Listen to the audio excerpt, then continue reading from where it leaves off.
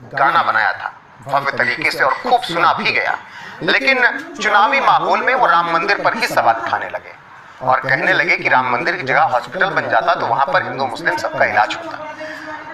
अब इस पर जवाब दिया है तेज प्रताप यादव ने, पवन सिंह ने, निरहुआ ने, तमाम लोगों ने। और खेसारी लाल यादव और पवन सिंह की तो एक अलग लड़ाई चल रही है, एक एक करके आगे आपको बताएंगे, लेकिन सबसे पहले खेसारी लाल यादव का बयान सुनिए जिस पर लगातार बवाल मचा हुआ है।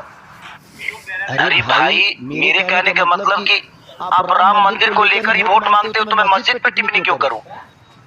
मेरे कहने का मतलब कि राम मंदिर बनाना जरूरी है, बट क्या अस्पताल बनाना जरूरी नहीं है? रोजी रोजगार जरूरी नहीं है? शिक्षा जरूरी नहीं है? रोजी रोजगार के लिए ट्रम्प को वोट करने जाएंगे हम कि आप ही को करेंगे? आप ही को किए हैं। मैं ये कह रहा हूँ कि आप बनाइए, दुनिया में सारे